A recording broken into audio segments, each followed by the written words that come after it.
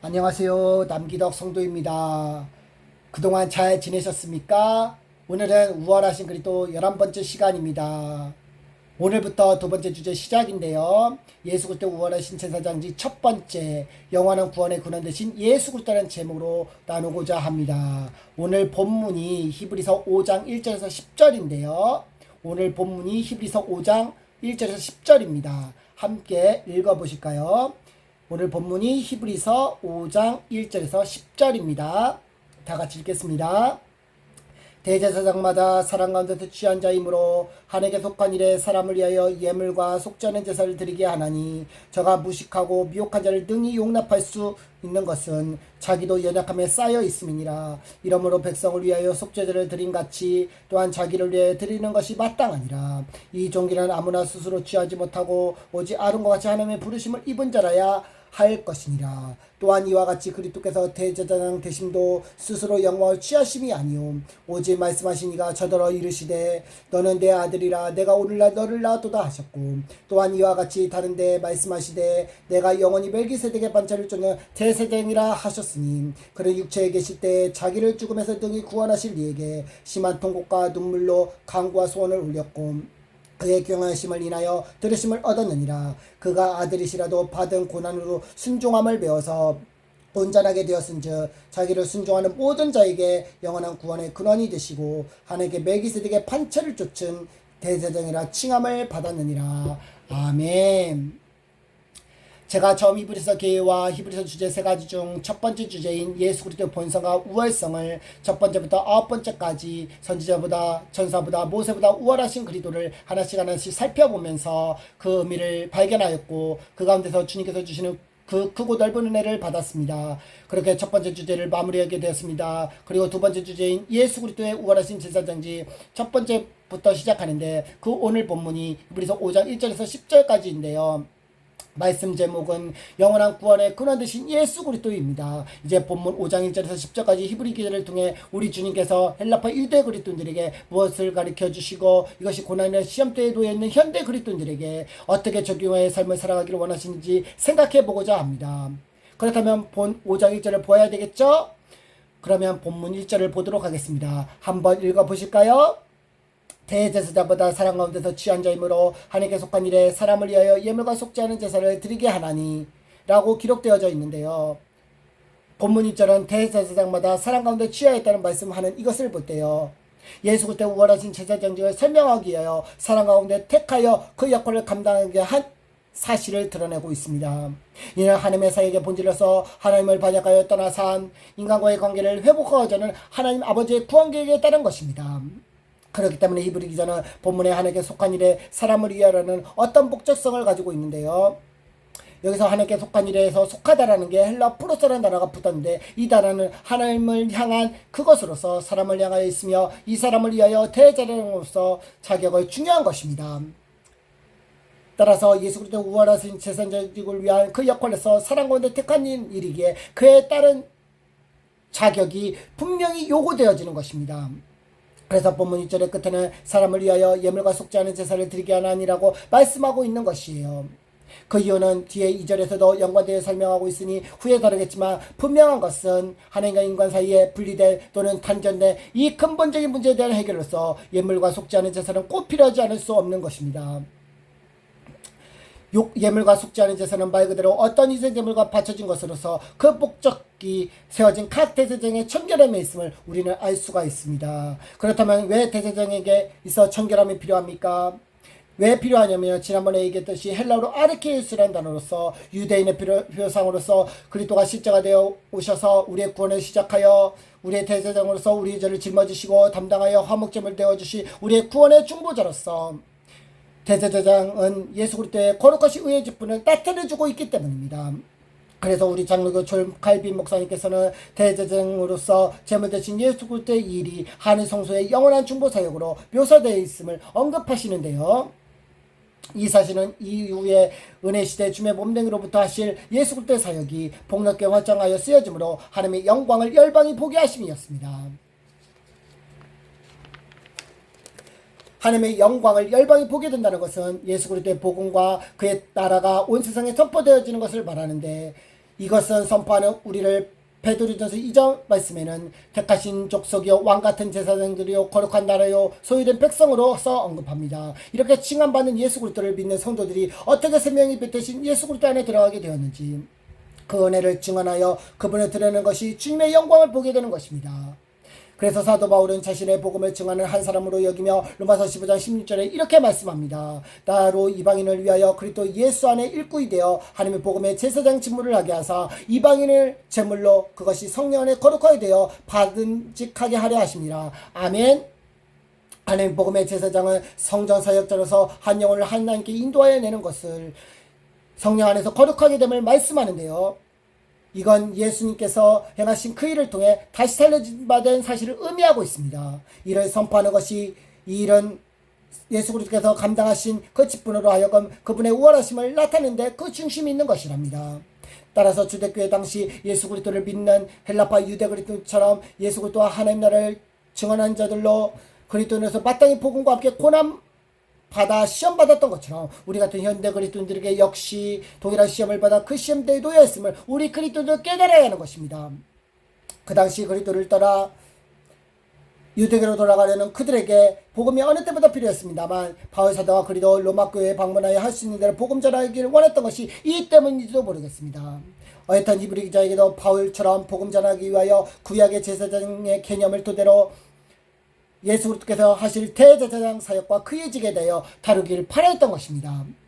그래야 예수 그리스도께서 오셔서 하실 일들의 목적성이 분명해지기 때문입니다. 이에 대하여 구체적으로 설명하여 드려내는 구절이 다음 5장 2절로서 1절에 예물과 속죄하는 제사를 대제사장이 드리게 되는 원인과 이유를 명확하게 짚어주고 있습니다. 그렇다면 어떻게 짚어주는지 5장 2절을 살펴보겠습니다. 5장 2절을 보겠습니다. 저가 무식하고 미혹한 자를 능히 용납할 수 있는 것은 자기도 연약함에 쌓여있음이니라고 말씀하고 있습니다. 여기서 저가는 대제사장을 가리키는데 특히 최초의 대제사장을 불리는 아론으로 보고 있는데요. 이는 본문의 5절에 아론이 이름에 등장하는 것을 보아서 아론 대제사장이 분명한 것 같습니다.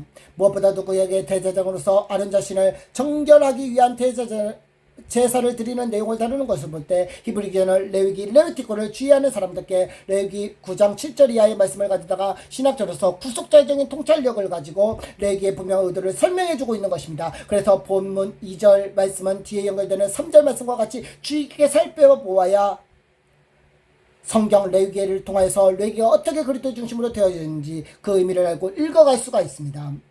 그렇기 때문에 제가 위에 예물과 대제사장의 속죄의 제사를 드리는 이유를 분명하게 명확히 짚어줘야만 하는 것입니다. 이를 더욱 알려면 문법상 구절을 어떻게 잘 되었는지 보기를 소원하는데요. 본문의 문법상이 이렇게 되어 있습니다. 보시면 어떻게 되어 있냐면요. 관대하게 대하는 저가 능히 알 수 있는 것은 그가 알지 못하는 그것과 관계하여 방황하는 까닭에 역시 자기를 쥐에 놓여 있는 연약함에 라고 나타나 있습니다. 그렇다면 히브리 기자는 레위기의 말씀을 다루어 무엇을 말씀하고 있는 것일까요? 이 얘기를 심도 있게 보기 위해서는 연결되어 있는 본 3절을 읽어보겠습니다. 이러므로 백성을 위하여 속죄를 드린 같이 또한 자기를 위하여 드리는 것이 마땅하니라. 아멘. 따라서 대제사장 아론이 하나님을 알지 못하여 방황하는 그를 백성들과 같이 하나님을 떠난 죄인된 인간으로서 연약할 수밖에 없는 불완전한 인간이라는 사실을 보여줍니다. 그래서 대제사장 아론도 이스라엘 백성들과 함께 죄를 씻게 하여 제사를 드리는 명령을 받았습니다. 이 사실을 히브리 기자는 레위기 9장을 근거하여 백성을 위하여 속죄를 드린 같이 아론 대제사장도 자기를 위하여 속죄하는 제사를 드리는 것을 빚진 자로서 당연히 해야만 하는 것임을 분명히 말씀은 증거합니다. 그러니까 제사장 아론이 하나님을 알지 못하고 방황하는 그 백성들에게 관대할 수 있었던 원인이 아론 자신을 위하여 속죄 제사를 드리는 자신의 원래 모습을 잘 알고 깨닫고 있었기 때문에 그렇다는 것이에요. 아론은 이 제사를 드리면서 자기를 구원하러 메시아로 오실 예수 그리스도를 바라보았을 것입니다. 이런 마음으로 아론도 단에 나아가서 자기를 위하여 송아지를 잡아서 그 피를 찍어 단불에 바르고 그 피를 단 밑에 쏟으면서 그분께서 오시면 자신의 죄를 중보자로서 어떻게 완수하실지 생각했을 거라고 저는 보고 있습니다. 무엇보다도 아론은 그리스도의 모형으로 중보자이신 예수 그리스도를 예표하기에 이스라엘 백성을 대신하여 하나님께서 임재하시는 성소와 지성소에 나아가야 했으니 그것은 하나님과 인간관계에 있어서 청결함이 얼마나 중요한지 가르쳐줍니다. 그러니 본문에 나타난 속죄제사와 속죄제를 드린 가치라는 말은 하나님과의 관계 회복에 있어서 너무나도 우리가 잘 알아야 하는 것들입니다. 속죄제 자체로서 의미는 하나님의 죄를 지은 모든 죄를 속감을 받기 위하여 공동체 안에서 행해졌던 건데요. 매 속죄제를 드릴 때마다 그동안 부정했던 것들에 분리하여 정결함으로써 이스라엘 백성에게 죄를 어떻게 사해 주셨는지 우리 주님께서 알게 하여 주셨습니다. 이때 제사장들이 매년 속죄일로 지성대에 들어가게 되는데 들어가기 전에 꼭 행하던 것이 바로 정결함이었습니다. 정해지 못한 상태에서 지성소에 들어간다며 대제사장으로 시체가 되어서 끌려 나왔습니다. 그래서 대제사장과 백성들의 피 없이는 정결함 없이는 들어가지 못했습니다. 그러나 예수 그리스도께서 자기의 피로 영원한 속죄를 단번에 이루사 우리는 성소에 들어갈 탐욕이 생겼습니다. 매일같이 죄된 본성 가운데 있는 우리에게 매일 죄짓고 넘어지는 우리에게 예수 그리스도의 보혈로 용서받는 그 은혜가 예배제로 나아가게 된 것입니다. 이것이 회개의 본질이에요. 본절에서 회개를 다른 말로 하면 자백이라 말할 수 있을 것입니다. 요한일서 1장 9절에 이렇게 말씀합니다. 만일 우리가 우리 죄를 자백하면 저는 미쁘사 의로우사 죄를 사하시며 모든 불에서 우리를 깨끗하게 하실 것이라고 기록하고 있는데요. 여기서 나타난 자백이 헬라어로 호몰로기로서 동의하다 또는 계약하다, 인정하다, 고백하다, 감사하다, 약속하다 등의 의미를 말합니다. 따라서 어떤 장소에서 어떤 시간에 예수 그리스도에 관하여 말해진 내용들을 우리 마음 가운데 인정하고 고백되어진 상태를 자백이라고 하고 있는데, 이것은 구원의 서정에서 복음을 인식된 사람이 죄를 고백하여 회개함 속에서 예수님을 주로 인정하는 일이 생기게 됩니다. 이때 우리에게 주님께서 주신 믿음이 성립되고 우리 죄가 사해집니다. 이 제3의 근거로 법전적으로 의롭다는 선언이 일어납니다. 이게 삶의 변화를 더해주는데요. 이로 인하여 우리가 주님께 예배할 수 있는 일을 발견하여 예복이 회복이 되어 비로소 시작되는가, 그 근간이 작용됩니다. 이제 예수님을 믿고 교회를 다니는 사람은 어떤 제약이 없이 예수 그리스도 안에서 자유롭게 주님께 나아가 언제든 예배할 수 있게 되어졌습니다. 그러나 이러한 주님의 사랑의 은혜를 결코 그냥 주어진 것이 아닙니다. 이것은 예수 그리스도께서 이 땅에 오셔서 우리를 위해 행하신 일이 아니면 그 속에서 죄인된 우리들을 주님의 몸된 교회를 통해서 불러주시지 않았다면 절대로 누릴 수 없을 정도로 아름답고 가치 있는 것으로서 잘 가르쳐주는 구절이 본 4절 말씀이지 않을까 생각이 드네요. 한번 본 5장 4절 말씀 같이 읽어볼까요? 이 종기는 아무나 스스로 취하지 못하고 오직 아론과 같이 하나님의 부르심을 입은 자라야 할 것이라고 본 4절은 기록되어져 있습니다만, 본 4절은 첫 시작에 종기라는 말로 시작되어지는데, 이 단어는 우리가 너무 잘 아는 티메라는 단어로서 예수 그리스도께서 순종하는 그 순종의 이유로 우리를 대신하고 우리의 죽을 수밖에 없는 죄에서 구원하시고자 하는 예수께서 친히 우리 죄를 담당하시고 대가지 부르신 이 사실을 잘 나타내주는 단어입니다. 예수 그리스도께서 행하신 종기라는 그 일은 아론이 대제사장으로서 자기를 위하여 드려야 하는 사실과 잘 대조하여지는데, 이것은 대제사장으로서 직무의 자격이 어떻게 부여되는지, 이러한 자격 기준은 누구에서 왔는지 자세히 설명하여 줌으로써 스스로 지함이 아니 하나님의 부르심의 중요함을 다시 신중하게 우리는 마음속에 깊숙이 새겨볼 필요가 있습니다. 따라서 오늘 본문 히브리서 5장 1절에서 지금 4절까지 보면서 대제사장으로서 그의 지계 자격은 세 가지 정도로 볼 수가 있을 것 같습니다.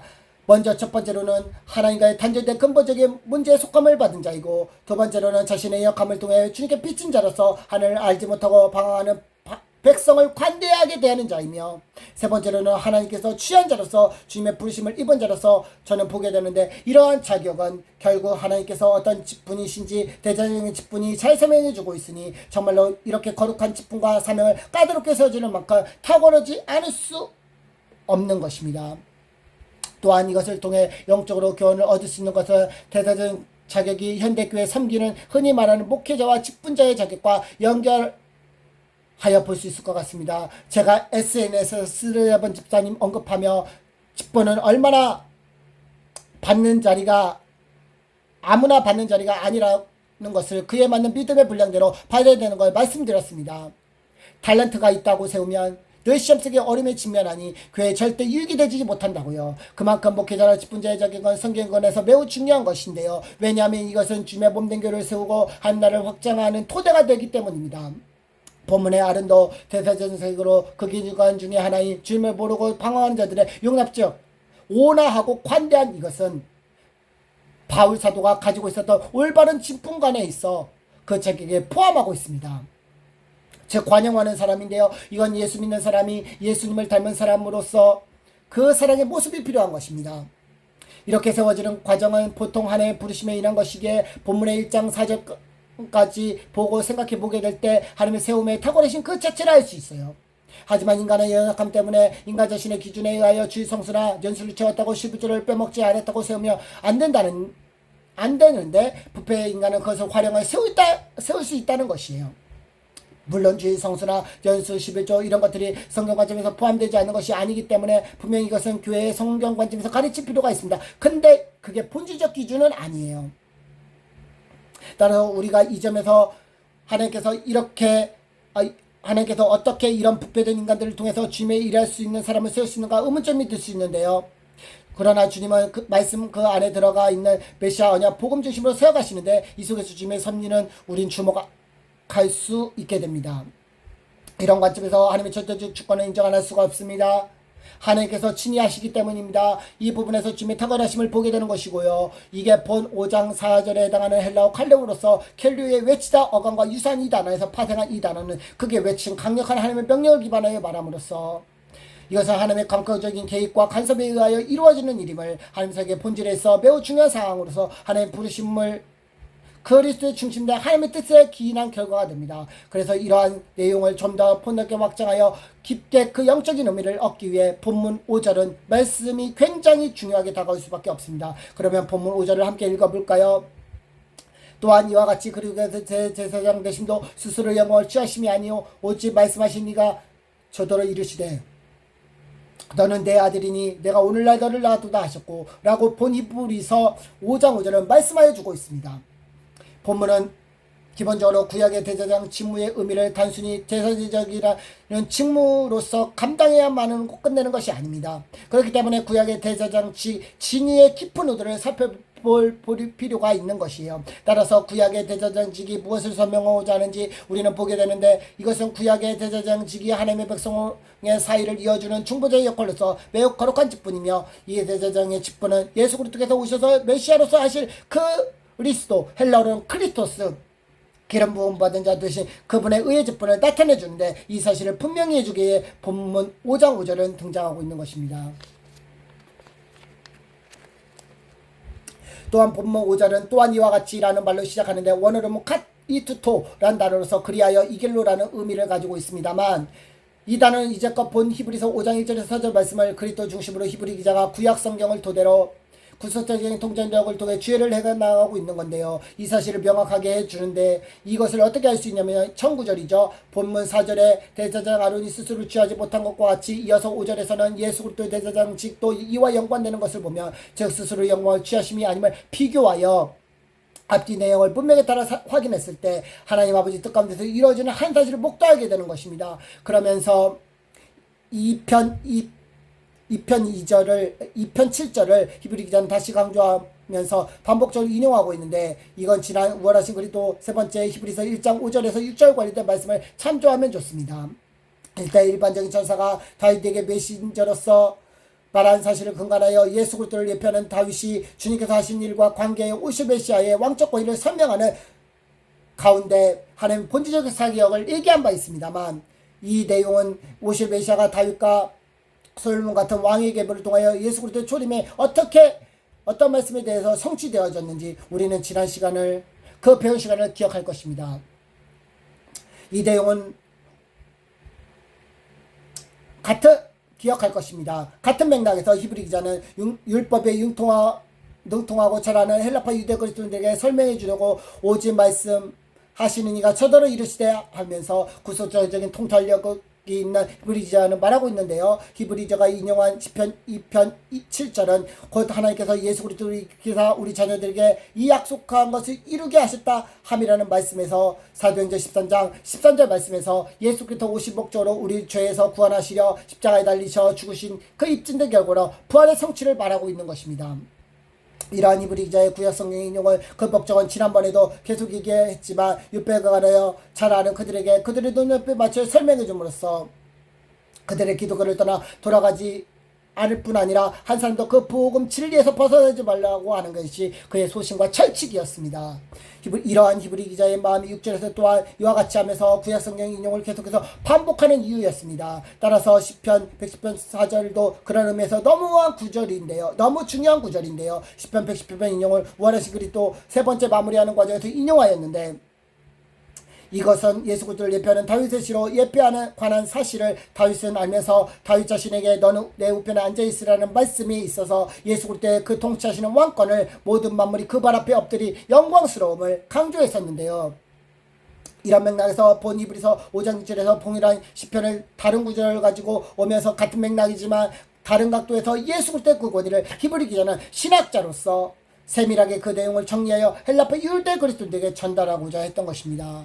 그 전에 그 권위를 설명할 때는 왕적 권위로서 그 의미를 다루었습니다만 우리가 그 원위에 대하여 다룰 때는 히브리어 마시아오 기름 부분자로서 세 가지 즉 왕, 제사장, 선지자 같은 직분에 있어서 기본적으로 우리가 알고 이루어야 합니다. 다루어야 합니다. 분명히 같은 맥락이지만 다른 각도에서 히브리 기자가 보기를 원한다고 했는데 하나님께서 자신의 권위를 어떻게 드러내길 바라는지 이 세 가지 직분을 본질적인 의미와 뜻을 방향이 같았기 때문에 살펴보면 정말 은혜가 있습니다. 그러나 이 세 가지 왕, 제사장, 선지자지 본질적으로 같지만 구분되어져 있고 특징 자체가 여과는 다르게 적용되어 나타났기 때문에 이 세 가지 직은 다역성과 같은 목적이라는 사실을 말씀에 사로잡힌 자들에게 흥미롭게 다가올 것입니다. 그렇다면 이 세 가지 직의 본토적인 본질에 있어서 무엇을 의도하고 있습니까? 예수 그리스도께서 하시는 크리토스 그 기름 부은 자로서 사역 관점에서 동일하게 같으며 또 완전히 신약에서 성취되었습니다. 그러면 이 세 가지 지혜 왕, 제사장, 선지자 각각 그 역할을 어떻게 다릅니까? 첫째로는 왕은 백성을 다스린 통치자로서 존재하며 둘째 제사장은 하나님께서 백성을 대신해 나아가는 중보자로서 존재하고 세 번째 마지막으로 하나님의 약속하신 말씀을 미리 알고 이해하는 선포자로서 존재합니다. 그런데 본문 6절은 두 번째 주제 우월하신 제사장직답게 이 세 가지 직 중에 본문에 해당하는 제사장 관점에서 하나님의 그 권위가 어떻게 존재하는지 설명합니다. 본문 히브리서 5장 6절에 같이 한번 볼까요? 내가 영원한 멜기세덱의 반차에 쫓은 제사장이라 하셨으니 라고 언급하고 있는데 여기서 내가는 예수 그리스도를 예표하는 다윗왕이고 그 다윗왕이 멜기세덱의 반차를 쫓는 제사장이라는 말이 무엇을 말하고 있는지 우리는 생각이 들 것인데요. 이것은 분명히 깨닫기 위해서는 멜기세덱이 누군지 살펴야 합니다. 멜기세덱이라는 단어는 원어에서 말키체트가라는 히브리어에서 기원했는데 이 말은 멜레크 왕, 의로움을 뜻하는 체트크의 합성으로서 의의 왕이라고 표현되어 있습니다. 이것은 나중에 다루는 히브리서 7장 1절에서 살렘왕 평의 왕으로 소개합니다만 또한 지극히 높으신 제사장으로서 언급하고 있는 것을 봅니다. 이는 우리가 증언해야 할 어떤 분의 두 가지 직을 모두 수행하시는 하나님의 계획을 엿볼 수 있는데요.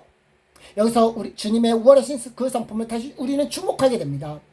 성부 하나님의 계획이 완전히 성취될 그 완전하신가 그것에 있어 불변하신 주님의 절대적 속성을 우리는 마주하며 주님의 뜻을 깊이 들여다보고 있는 순간입니다.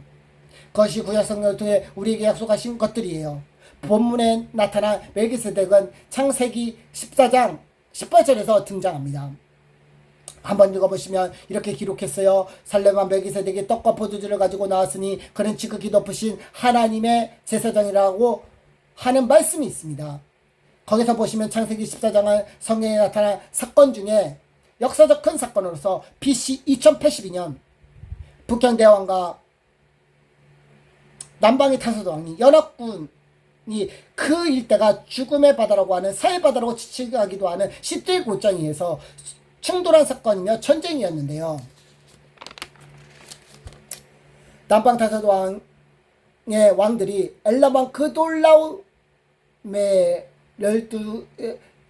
왕들이 엘라만 그돌라우멜에게 12년간 섬기다가 배반함으로 1년간 회유하였으며 성과가 없자 그돌라멜은 북방의 4개 동맹군을 결성하여 가나안에 침공하였습니다. 가나안 땅에 이르는 동안 4차례 격전 아스다로 가르나임에서 르바조 함에서 수수조 사이키랴다임에서 엠조 세일에서 호리조 끝에 엘바난에 이릅니다.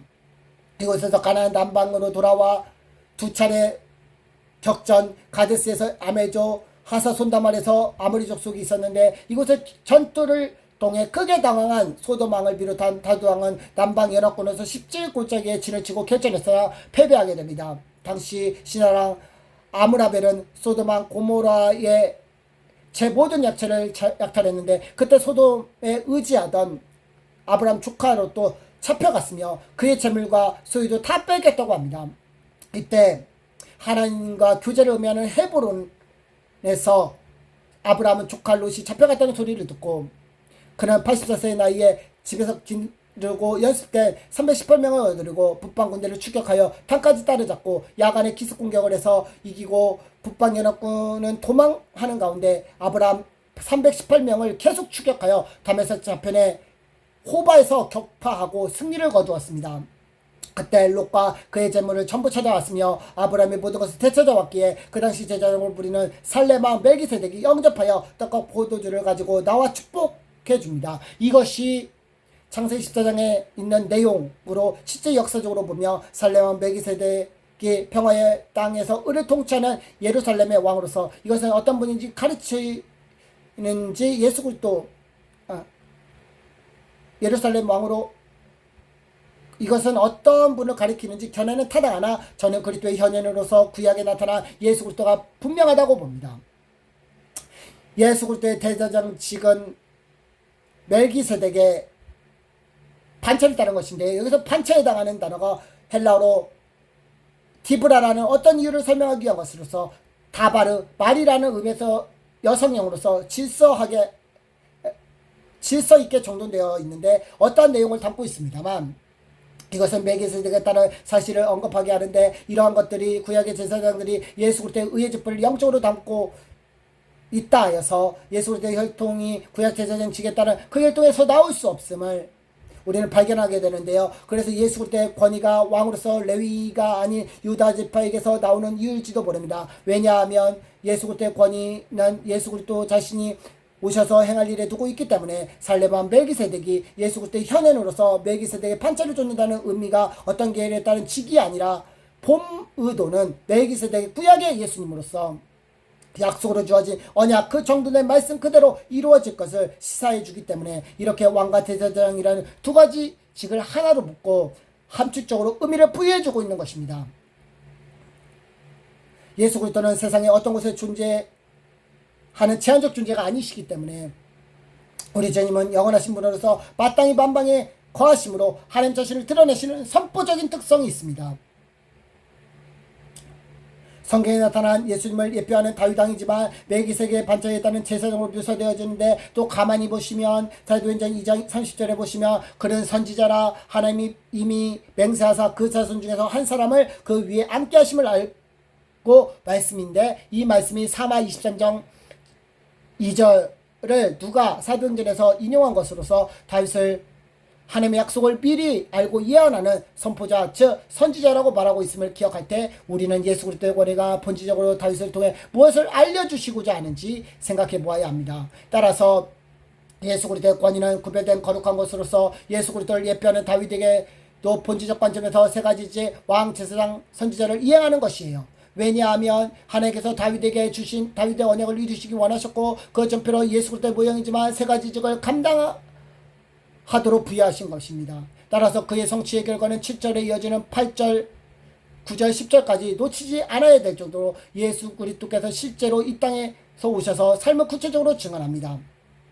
본 7절을 보시겠습니다. 그는 육체에 계실 때 자기를 죽음에서 등에 구원하실 이에게 심한 통곡과 눈물로 간구와 소원을 돌렸고 그의 경건하심을 인하여 들으심을 얻으라고 말씀하고 있습니다만 6절에서 나타난 구약의 예수 그리스도 그분께서 육체에 계시는 이 땅의 삶을 원어적 의미로 볼 때 매우 우리 주님의 삶의 기간이 우리의 율법의 저절부터 속량하시기 위한 목적이 있었기 때문에 주님의 삶 자체가 매우 엄격한 그 자체이셨습니다. 우리 주님의 삶은 우리 죄를 짊어지시고 우리의 연약함을 담당하시는 대속적 삶이셨기 때문에 그분의 삶의 최종적인 상태를 뒤에 연결되어 나타나듯이 자기를 죽음에서 능히 구원하실 아버지 하나님께 심한 통곡과 눈물로 간구와 소원을 올리시게 됩니다. 먼저 심한 통곡이라는 의미는 헬라어로 이스키로스 크라우게는 강력한 격정 및 슬픔으로 앞에 말씀처럼 자기를 죽음에서 구원하실 아버지 하나님을 알지만 예수 그리스도 또한 연약함을 가지신 인간이시기 때문에 사망 선고와 같은 소식은 감정에 있어서 주저없을 정도로 울부짖음이 크게 터져나올 수밖에 없었습니다. 그리고 둘째로는 눈물로 간구는 다큐리 메타데시스로 흘려지는 눈물과 함께 드려지는 예수 그리스도의 간청은 하나님 아버지의 도움을 구하는 때까지 도달하게 하는 히게테리아 소원이 되어 결국 주님의 뜻을 순종하고자 하는 받쳐진 상태가 그의 기도에 철저히 된 예수 그리스도 기도는 결국 십자가에 다 이루어지는 하나님의 만족하심이었습니다. 이러한 내용은 토대로 예수님의 기도하면은 겟세마네 기도가 우리는 생각이 날 것입니다. 아버지에게 할 만하시거든 이 잔을 내게서 지나가게 하시옵소서. 그러나 내 뜻대로 하지 마옵시고 아버지 뜻대로 하옵소서. 이때 예수 그리스도는 얼마나 간절히 기도했는지 땀이 땅에 떨어지는 핏방울 같이 되더라고 누가복음 22장 44절에서 기록하기도 합니다. 예수 그리스도의 기도를 생각해보면 옛날에 학교에서 미술 시간에 배웠던 노래주의 표현주의화가 뭉크 그 절규라는 작품이 생각나기도 합니다. 예수 그리스도께서 겟세마네 기도는 예수님의 절규로서 절규와 다르게 떨어질 우리를 살리시고자 한 주님의 심적 고통입니다. 즉 우리의 버림받은 자의 모습을 대신하신 예수 그리스도의 기도가 십자가에서 네 번째 마디에서 그대로 드러나면서 우리의 죄가 주님을 떠난 죄 가운데서 살 모든 인간의 죄의 심각성을 마주하게 만듭니다.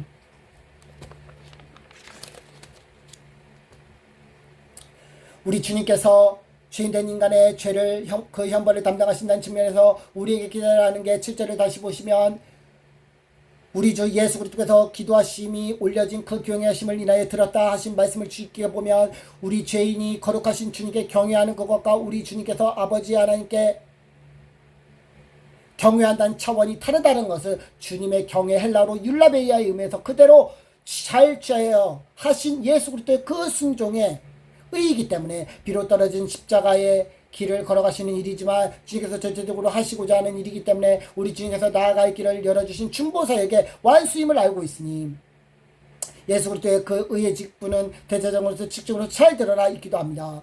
이러한 말씀의 본문은 5장 8절에서 더 선명하게 드러내줍니다. 뭐라고 언급합니까? 그가 아들이시라도 받으실 고난을 순종함을 비해서 9절 이어서 보겠습니다. 온전하게 되었은즉 자기를 순종하는 모든 자에게 영원한 구원의 근원이 되시고 라고 말씀하고 있습니다만 본문에 그가 아들이시라도 보다 그가 아들임에도 불구하고라고 보는 게 본문의 9절에 매끄럽게 이어집니다. 즉 그가 아들임에도 불구하고 왕적인 그 아들임에도 불구하고 인간의 모든 고통을 몸소 인간에 관계하여 경험하심으로써 하나님의 아버지의 말씀을 들으시는 것이 인간의 입장에서 친히 이해하기 위한 말 그대로 예수님의 살 그 차례서 봐도 무방할 듯하네요. 이러한 예수 그리스도의 삶의 끝자락이 최종적 상태의 결정에 다다르게 한 결과가 온전함입니다. 예수 그리스도 온전함은 완전하신 자신의 성품을 기인한 것이며 이를 토대로 주님 자신을 보게 하십니다. 그래서 예수 그리스도의 완전함은 예수 그리스도 자신의 일을 완성한 사실이 거기서 끝나지 않고 은혜 시대 주님의 몸된 길을 통해 이루어 가실 하나님 나라의 확장과 예수 그리스도의 사랑을 증언함을 통해 그리스도인들에게 주어진 고난이 참여하는 좁은 길 좁은 문을 따라가는 모든 사람들에게 위로의 말씀을 주시는 것입니다. 오늘 말씀처럼 영원한 구원의 근원 되신 예수 그리스도로서 우리의 죄를 구속하신 소테리아 구속주 우리의 죄 문제를 완전히 해결하신 그 일을 우리의 영혼들이 죄로부터 완전하게 하시는 근원 그 원인 제공자가 되신 분이시기에 이건 예수 그리스도 십자가에서 다루신 완성이 우리의 모든 것 되시는 그분의 통치하신가 대제사장으로서 직분의 타고성을 완벽하게 구현해낸 가치가 있고 아름다운 또는 놀라운 일들이라 할 수 있을 것 같습니다. 이런 의미에서 본문 5장 10절의 마지막은 6절에 이어서 멜기세덱의 반차를 쫓은 대제사장의 칭함을 우리 예수 그리스도께서 받으시는 말씀의 정치에 따른 결과에 당연한 언급이 아닐 수 없는 것이에요. 대제사장이신 예수 그리스도의 권위는 영원하기에 예수 그리스도께서 죽으시고 부활하신 사실로 주님께서 재림하시는 그때에 영원하신 그날의 처소의 완성은 완전한 재창조로 우리도 새롭게 변화된 영원한 상태에서 주님께 늘 나아가 영원히 예비하게 될 그날의 일들을 사모하는 이유가 예수 그리스도와 함께 만물을 통치하며 살기 때문인데요. 이것이 멜기세덱의 반차를 따른 대제사장의 칭함의 절정인 것이죠. 멜기세덱에 관하여 다음에 나눌 때는 이어지는 부분이 있고 어릴 수도 있을 수 있습니다. 이 말씀에 굉장히 폭넓기 때문입니다. 하여튼 예수 그리스도가 그의 사역의 끝때까지 어떻게 이루어질지 다 알 수가 없습니다. 다만 중요한 것은 예수 그리스도의 그 일이 영원한 하늘나라를 바라보게 한다는 것입니다. 우리 모두가 고난 중에서도 주님의 나라만 소망 담으시기를 간절히 소원하기를 원합니다. 우리 함께 기도하시겠습니다.